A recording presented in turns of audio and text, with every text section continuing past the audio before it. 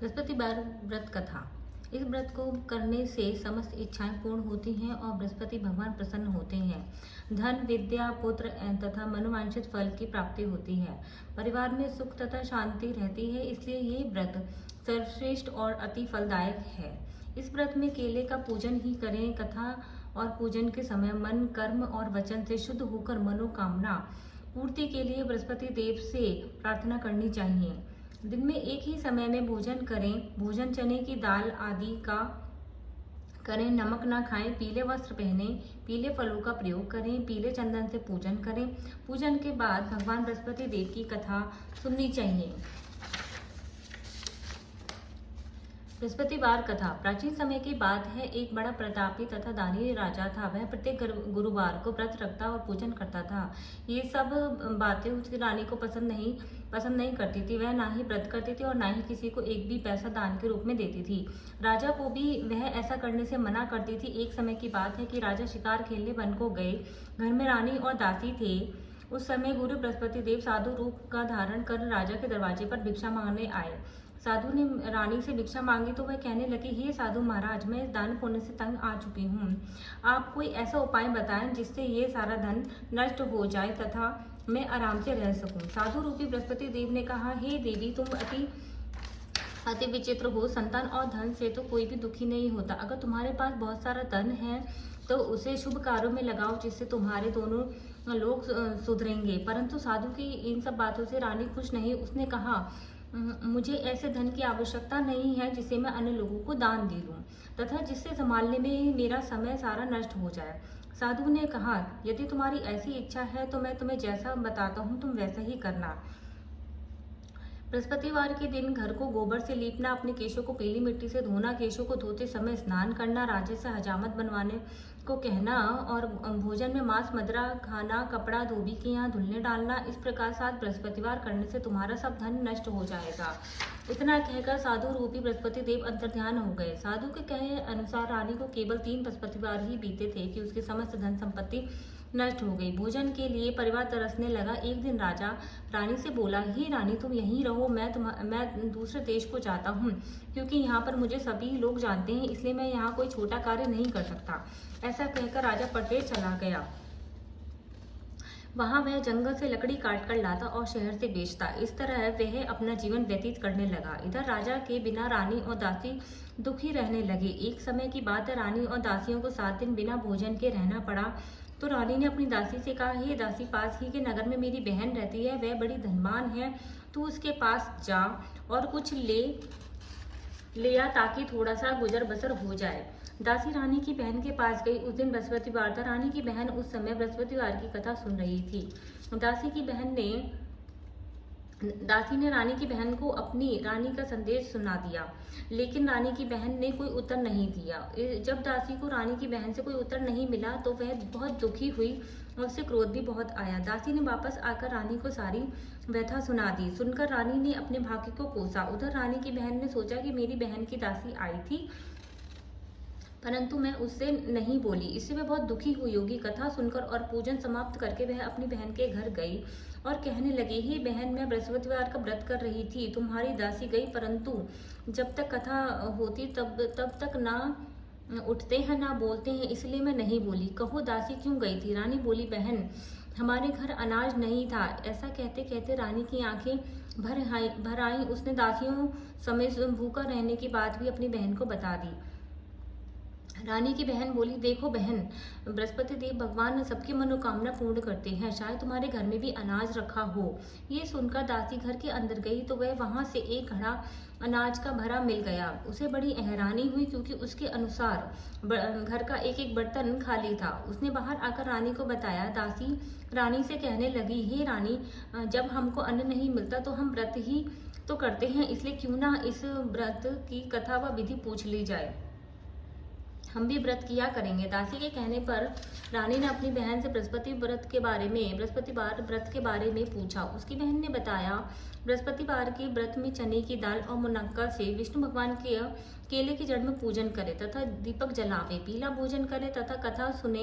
इससे गुरु बृहस्पति भगवान प्रसन्न हो जाते हैं, मनोकामना पूर्ण करते हैं। व्रत और पूजन की विधि बताकर रानी की बहन अपने घर लौट आई। रानी और दासी दोनों ने निश्चय किया कि बृहस्पति देव भगवान का पूजन जरूर करेंगे। 7 रोज जब बृहस्पतिवार आया तो उन्होंने व्रत रखा। गुड़साल में जाकर चना और गुड़ बीन लाई तथा उसकी दाल से केले की जड़ में तथा विष्णु भगवान का पूजन किया। अब पीला भोजन कहाँ से आए, दोनों बड़ी दुखी हुई, परंतु उन्होंने व्रत किया था, इससे बृहस्पति देव भगवान प्रसन्न थे। एक साधारण व्यक्ति के रूप में वे 2 थालों में सुंदर पीला भोजन लेकर आए और दासी से देकर बोले, हे दासी, ये भोजन तुम्हारे लिए और तुम्हारी रानी के लिए है, इसे तुम दोनों ही ग्रहण करना। दासी भोजन पाकर बहुत प्रसन्न हुई। उसने रानी को सारी बातें सुनाई। इसके बाद वे प्रत्येक बृहस्पतिवार को गुरु भगवान का व्रत और पूजन करने लगी। बृहस्पति भगवान की कृपा से उनके पास धन बहुत हो गया, परंतु रानी फिर भी पहले की तरह आलस्य करने लगी। तब दासी बोली, देखो रानी, तुम पहले भी इस प्रकार का आलस्य करती थी, तुम्हें धन के रखने में कष्ट होता था, इस कारण सभी धन नष्ट हो गया। अब गुरु भगवान की कृपा से धन मिला है तो तुम्हें आलस्य हो रहा है। बड़ी मुसीबतों के बाद हमने ये धन पाया है, इसलिए हमें दान पुण्य करना चाहिए। अब तुम भूखे मनुष्यों को भोजन करवाओ, प्याव लगवाओ, ब्राह्मणों को दान दो, कुआं, तालाब, बावड़ी आदि का निर्माण करवाओ, मंदिर पाठशाला बनवाकर ज्ञान दान दो, कुंवारी कन्या को विवाह करवाओ, अर्थात धन को शुभ कार्यों में खर्च करो, जिससे तुम्हारे कुल का यश बढ़े और स्वर्ग प्राप्त हो और पितर प्रसन्न हो। दासी की ये बात मानकर रानी शुभ कर्म करने लगी, उसका यश फैलने लगा। एक दिन रानी और दासी आपस में विचार कर रहे थे कि ना जाने राजा किस देश में होंगे और कैसी दशा होगी, उनकी कोई खोज खबर भी नहीं है। उन्होंने श्रद्धा पूर्वक बृहस्पति भगवान से प्रार्थना की कि राजा जहाँ भी कहीं भी हो शीघ्र वापस आ जाए। उधर राजा प्रदेश में बहुत दुखी रहने लगा। वह प्रतिदिन जंगल से लकड़ी बीनकर लाता और उसे शहर में बेचकर अपने दुखी जीवन को बड़ी कठिनता से व्यतीत करता। एक दिन बहुत दुखी हुआ और अपनी पुरानी बातों को याद करके रोने लगा और उदास हो गया। उसी समय राजा के पास बृहस्पति देव साधु का वेश धारण करके आए और बोले, हे लकड़हारे, तुम इस सुनसान जंगल में किस चिंता में बैठे हो, मुझे बतलाओ। ये सुन राजा के नेत्रों में जल भर आया। साधु की वंदना कर राजा ने अपनी संपूर्ण कहानी सुना दी। महात्मा दयालु थे, वे राजा से बोले, हे राजा, तुम्हारी पत्नी ने बृहस्पति देव के प्रति अपराध किया था, जिसके कारण तुम्हारी ये दशा हुई। अब तुम किसी प्रकार की चिंता मत करो, भगवान तुम्हें पहले से अधिक धन देंगे। तुम्हारी पत्नी ने बृहस्पतिवार का व्रत प्रारंभ कर दिया है, अब तुम भी बृहस्पतिवार का व्रत करके चने की दाल व गुड़ जल के लोटे में डालकर केले का पूजन करो। फिर कथा कहो और सुनो, भगवान तुम्हारी सब मनोकामना पूर्ण करेंगे। साधु की ये बात सुनकर राजा बोला, हे प्रभु, लकड़ी बेचकर तो मेरे पास इतना भी पैसा नहीं बचता जिससे मैं भोजन करने के उपरांत कुछ भी बचा सकूं। मैंने रात्रि में अपनी रानी को व्याकुल देखा है, मेरे पास कोई साधन नहीं है जिससे उसका समाचार जान सकूं। फिर भी मैं बृहस्पति देव की कहानी क्या कहूं, ये भी मुझे मालूम नहीं है। साधु ने कहा, हे राजा, मन में बृहस्पति भगवान के पूजन व्रत का निश्चय करो, वे स्वयं तुम्हारे लिए कोई राह बना देंगे। बृहस्पतिवार के दिन तुम रोजाना की तरह लकड़ियां लेकर शहर में जाना, तुम्हें रोज से दुगना धन प्राप्त होगा, जिससे तुम भली भांति भोजन कर लोगे तथा बृहस्पति देव की पूजा का सामान भी आ जाएगा। जो तुम्हें बृहस्पतिवार की कहानी के बारे में पूछा है वह इस प्रकार है। प्राचीन काल में एक बहुत ही निर्धन ब्राह्मण रहता था, उसके पास कोई संतान नहीं थी। वह नित्य पूजा पाठ करता, उसकी स्त्री ना तो स्नान करती थी, ना ही किसी देवता का पूजन करती थी। इस कारण ब्राह्मण देवता बहुत दुखी रहते थे। भगवान की कृपा से ब्राह्मण के यहाँ एक कन्या उत्पन्न हुई। कन्या बड़ी होने लगी। प्रातः स्नान करके वह भगवान विष्णु का जाप करती, बृहस्पतिवार का व्रत भी करती, पूजा पाठ करके समाप्त करके पाठशाला जाती और मुट्ठी में जौ भरकर ले जाती और पाठशाला जाने के रास्ते में डालती जाती। लौटते समय वही जौ स्वर्ण के हो जाते जो उनको बीनकर घर ले आती। एक दिन वह बालिका सूप में उन सोने के जौ को फटक कर साफ कर रही थी। तभी उसकी माँ ने देख लिया और कहा, हे बेटी, सोने के जौ को फटकने के लिए सोने का सूप भी होना चाहिए। दूसरे दिन गुरुवार था, कन्या ने व्रत रखा और बृहस्पति देव से सोने का सूप देने की प्रार्थना की।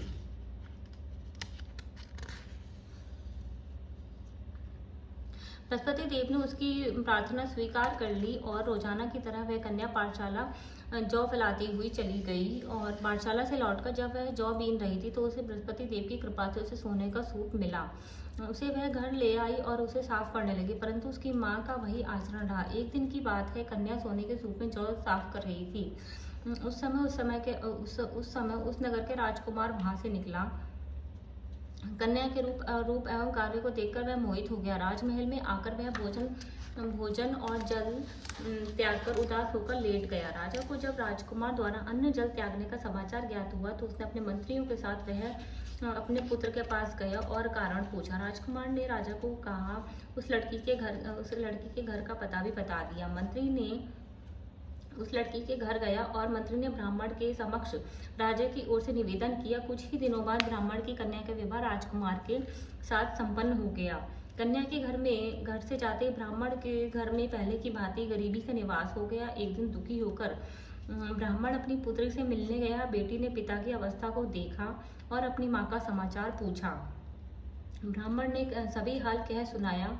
कन्या ने बहुत सा धन देकर अपने पिता को विदा किया, लेकिन कुछ ही दिन के बाद फिर वही हाल हो गया। ब्राह्मण फिर अपनी कन्या के यहाँ गया और सभी हाल कहा तो पुत्री बोली, ही पिताजी, माताजी को भी लेवा लाओ, मैं उन्हें विधि बता दूंगी जिससे गरीबी दूर हो जाए। ब्राह्मण देवता अपनी स्त्री को साथ लेकर अपनी पुत्री के पास राजमहल पहुंचे तो पुत्री अपनी माँ को समझाने लगी, ही माँ, तुम प्रातःकाल उठकर स्नान आदि करके विष्णु भगवान का पूजन किया करो तो सब दरिद्रता दूर हो जाएगी। परंतु उसकी माँ ने उसकी एक भी नहीं सुनी और वो प्रातःकाल उठकर अपनी पुत्री का बच्चा चूटन खा लेती थी।